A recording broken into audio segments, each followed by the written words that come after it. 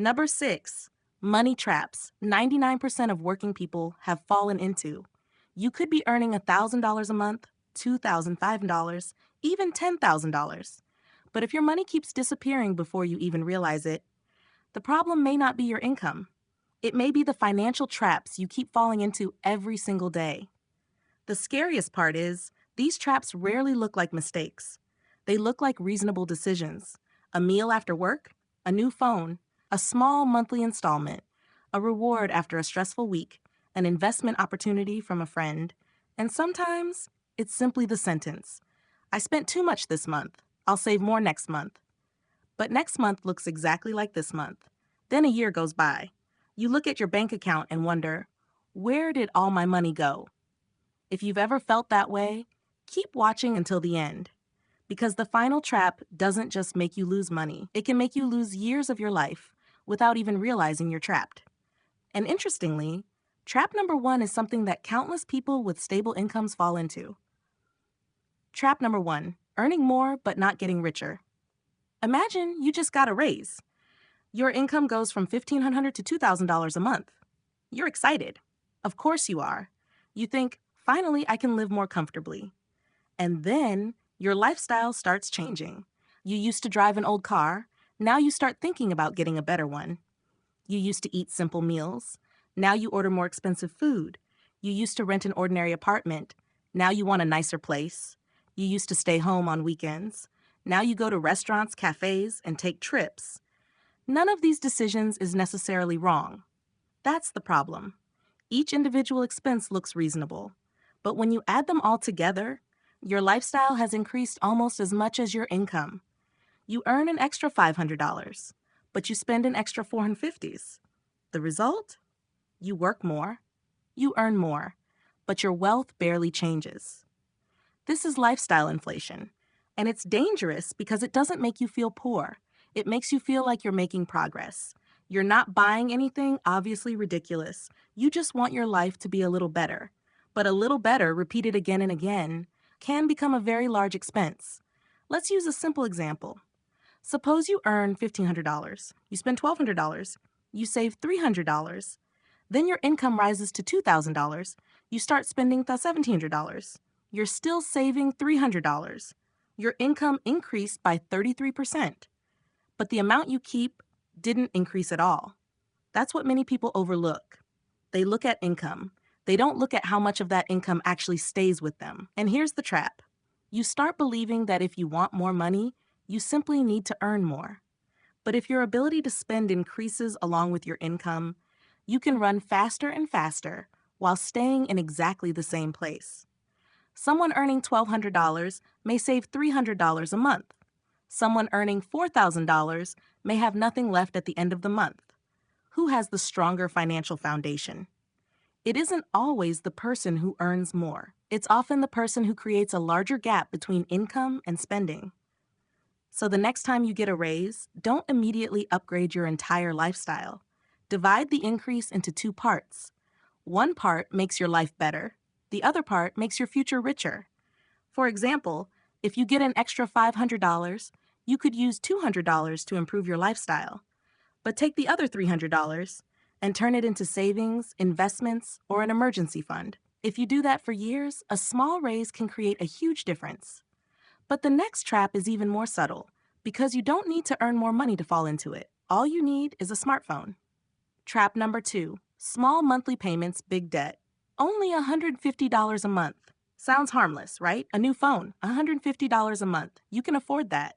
Then a new computer, $80 a month. A car, $200 a month. Another purchase, $70. Then another subscription. Another payment, another gadget, another vacation. Each payment is small. And because each payment is small, you don't feel the weight of the total until payday arrives. You look at your bank account and realize your income has already been divided into dozens of obligations. Your paycheck arrives, and other people are already waiting for their share. This is one of the biggest differences between financially healthy people and people who are constantly short on cash. A financially healthy person often asks, "Is this item really worth $2,000? Someone trapped by installment payments asks, "Can I afford $100 a month?" Those are completely different questions. One looks at the real value, the other looks only at monthly affordability. Installment plans are designed to make you focus on the smaller number, not the total cost. Imagine something costs $1,800. If you see $1,800, you may think it's expensive. But if someone tells you it's only about $150 a month, your perception immediately changes. You stop thinking $1,800, you start thinking only $150. That is the psychological trap. A large amount of money is divided into small payments, so your brain finds it easier to accept. But money is still money, and the repayment period is still real. The more dangerous part is, once you become comfortable with installments, you may start spending future income on present desires. You're living on money from months that haven't even arrived yet, and the future isn't always predictable. What if your income drops? What if an unexpected expense appears? What if something happens at work? Those small payments suddenly become a huge burden. Try a simple rule. Before buying anything through installments, ask yourself 3 questions. First, if installments didn't exist, could I afford this item? Second, do I actually need it right now? Third, if my income dropped by 30% for 6 months, could I still make these payments? If the answer is no, you may not actually be able to afford the purchase. You're simply buying it with future money. And the future isn't guaranteed. But there's another money trap that can make working people spend even faster. And this time, you're not buying because you need something. You're spending because you want to prove that you're successful. Trap number 3, buying to maintain your image. Have you ever seen this? Someone gets promoted. The first thing they think about is buying a better car. Someone gets a raise. Suddenly, they start buying more expensive clothes. Someone has a group of friends who constantly go to expensive restaurants. They don't want to be the only person saying, "No, I can't afford it." So they go. Not because they truly want to, but because they don't want to feel inferior. This is one of the hardest financial traps to recognize because it doesn't begin with money. It begins with emotion. You want recognition. You want to look successful. You want to feel like you're moving forward. And modern society makes this even stronger. You open your phone. Someone bought a house. Someone went on vacation. Someone bought a new car. Someone is wearing luxury clothing. Someone just achieved something.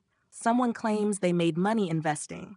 You see all of it and unconsciously start comparing. The problem is, you're seeing other people's results, but you don't see their financial statements.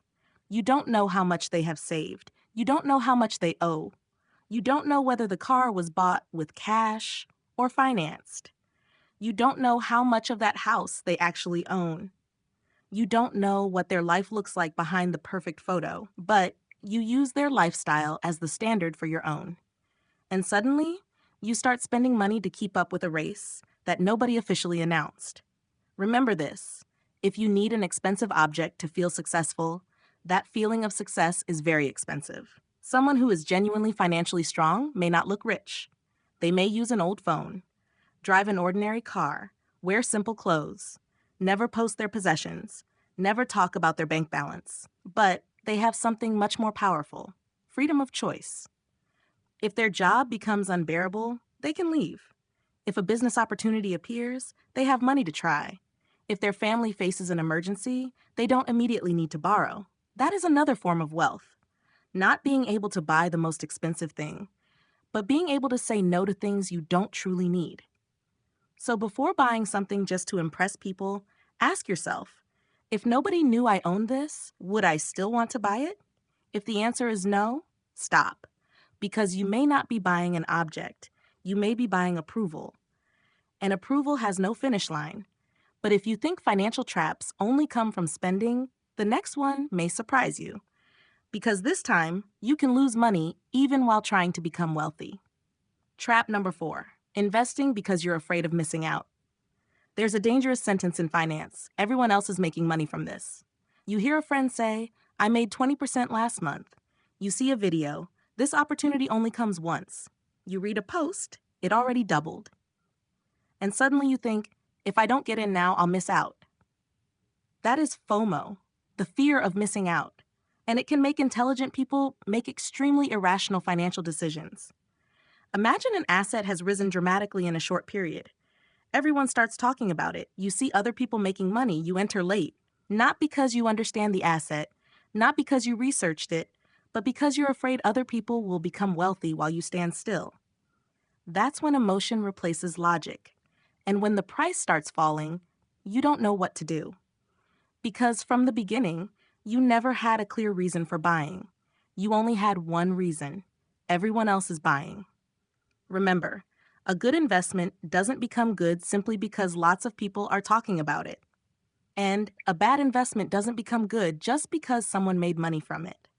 You need to know what you're buying, where the money comes from, where the risks are, what could make the investment fail, how much you could lose. And most importantly, if nobody were talking about this investment, would I still want to buy it? If the answer is no, be extremely careful, because you may be buying excitement, not an asset. Here's a simple principle: never invest in something you cannot explain in your own words. If you cannot clearly answer, how exactly does this investment make money? Then you probably don't understand it well enough to put your money into it. And never use money you need for daily life to chase an opportunity you're afraid of missing. You don't need to participate in every opportunity. You only need to avoid opportunities that can destroy your financial foundation. But this still isn't the most dangerous trap, because there are people who don't overspend, don't buy luxury goods, don't make risky investments, yet they can still face financial disaster after a single unexpected event. Because they don't have. Trap number 5, having no emergency fund. Imagine you have a good job. Your salary arrives every month, you pay your bills, you save a little, everything seems fine. Then one day, your job becomes uncertain, or your income drops, or your family faces a major expense, or your car breaks down, or your home needs repairs, or an important opportunity appears and you need cash immediately. You open your bank account and realize you have no emergency savings. At that point, the problem is no longer how much you earn. The problem is how long you can survive if your income stops. That's why an emergency fund matters. It doesn't make you rich quickly. It isn't exciting. Nobody posts online saying, "Look at me, I have 6 months of living expenses saved." But it may be one of the things that helps you sleep better at night. Think of your personal finances like a car. Your income is the engine. Investments are the acceleration system. But your emergency fund is the brake and the seatbelt. You don't use them every day. But when something goes wrong, you suddenly understand their value. There is no single emergency fund number that works for everyone. Someone with a stable job may need a different amount from someone with highly variable income. Someone with a family and major responsibilities will have different needs from someone living a simple lifestyle. But the principle is clear. Build a pool of money specifically for things you cannot predict. And don't confuse it with spending money. Don't think, "This is money I can use if I want to." Think, "This is money I hope I never have to use." When you have an emergency fund, a crisis becomes a problem to solve. Without one, a crisis can become debt. And debt can lead directly into another trap, using tomorrow's money to solve today's problems. But there's one final trap, and in my opinion, this is the most dangerous one, because it doesn't cost you a few $100s. It can cost you 5 years, 10 years, even 20 years. Trap 6. Only increasing income without increasing your value. Look at two people. Both have jobs, both earn decent salaries, both are busy. But there is one important difference. The first person tries to do more, take on more work, work longer hours, stay at the office longer. Their goal is work more to earn more. The second person has a different strategy. They ask, how can I make each hour of my work more valuable? That is a huge difference.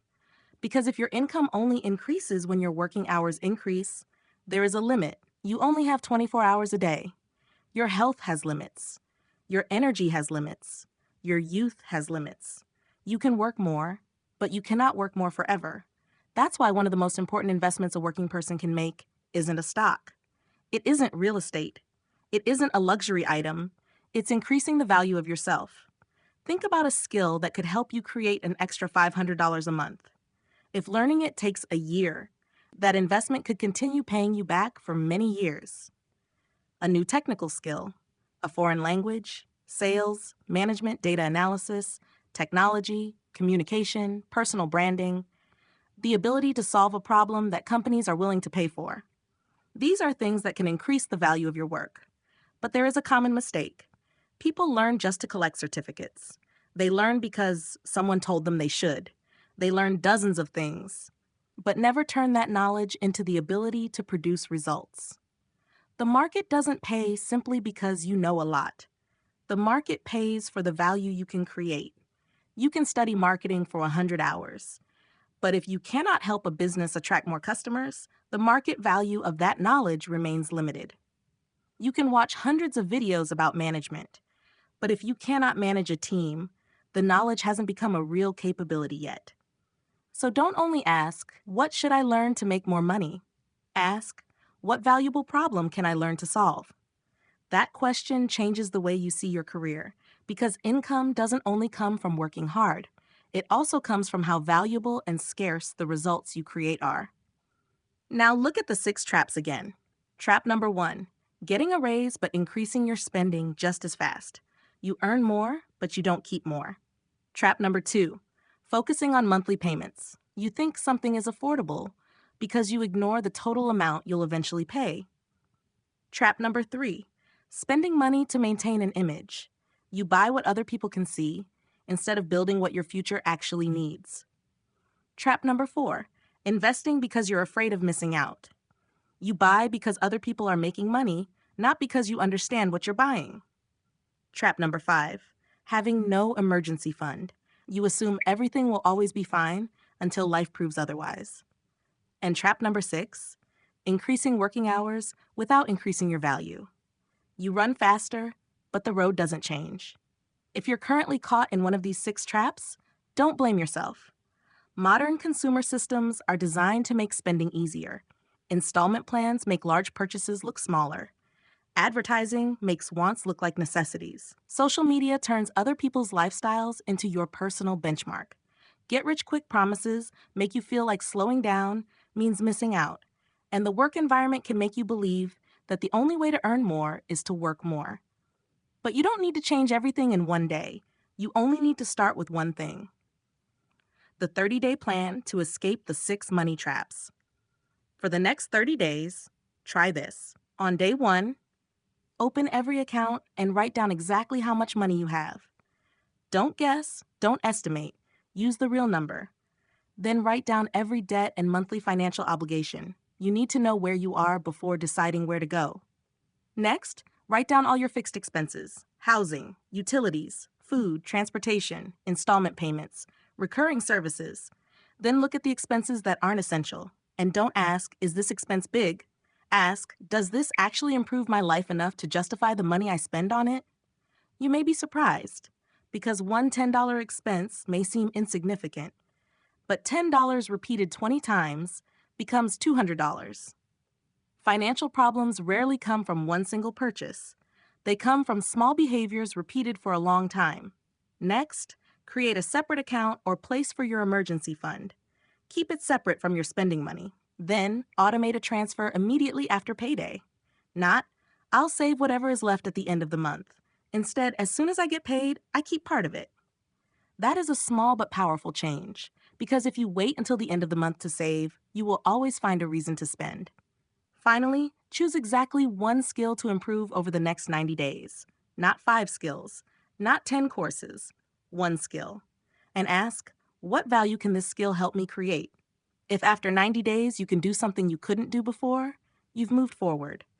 If that skill helps you generate additional income, you've created an asset. A hard truth. There is a truth very few people want to hear. You don't necessarily need a massive salary to start building financial freedom. You need to control the gap between what you earn and what you spend. You need to avoid unnecessary debt. You need the ability to survive difficult months. You need to invest with understanding instead of following the crowd. And you need to increase your value over time. Money isn't just a number in a bank account. Money is time. When you spend $1,000, you're not just spending $1,000. You're spending part of the time you traded to earn that $1,000. So the more important question isn't, can I afford this? Is this worth the time I spent earning this money? A phone can be worth it. A vacation can be worth it. A great meal can be worth it. Something you truly love can be worth it. The problem isn't spending money. The problem is spending it without intention. Don't let money disappear without knowing where it went. Don't let other people decide how you should live. Don't let a small installment become years of financial obligation. Don't let FOMO push you into something you don't understand. Don't let one unexpected event destroy your life because you had no emergency fund. And don't spend your entire life simply working more while forgetting to build the skills that make each hour of your work more valuable. The biggest trap isn't money.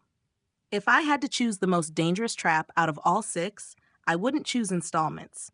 I wouldn't choose consumer spending. I wouldn't choose FOMO investing. I would choose something else. The illusion that you still have plenty of time. That is the trap that costs many people the most. I'll save later. I'll invest later. I'll learn later. I'll take care of my health later. I'll spend more time with my family later. Later. But life doesn't guarantee that later will arrive the way we imagine. 10 years can disappear surprisingly fast. At 25, someone thinks, I'll be financially stable by 30. At 30, I'll start when I'm 35. At 35, I'll wait until my kids are older.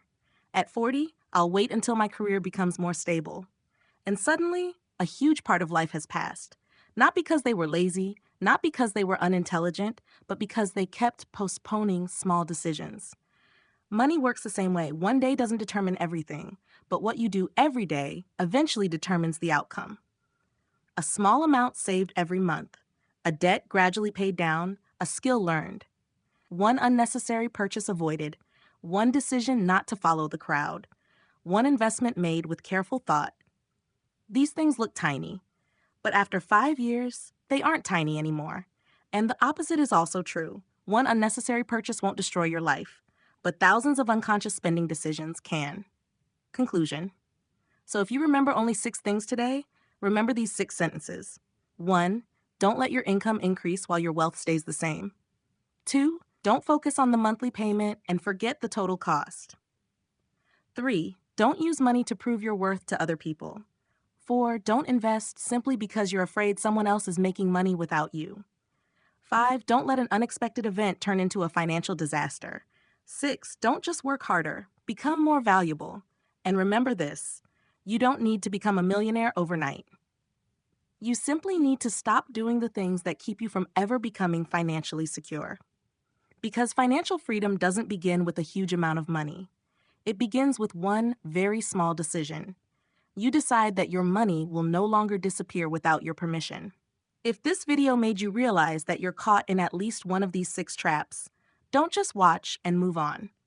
Choose one trap and deal with it this week. Just one. Because financial change doesn't require a perfect plan. It requires one real action. If you want to build a life where money works for you, instead of you working for money, subscribe to the channel.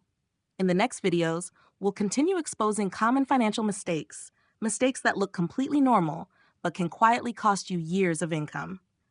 And who knows, the next trap you avoid might be the one that completely changes your financial future.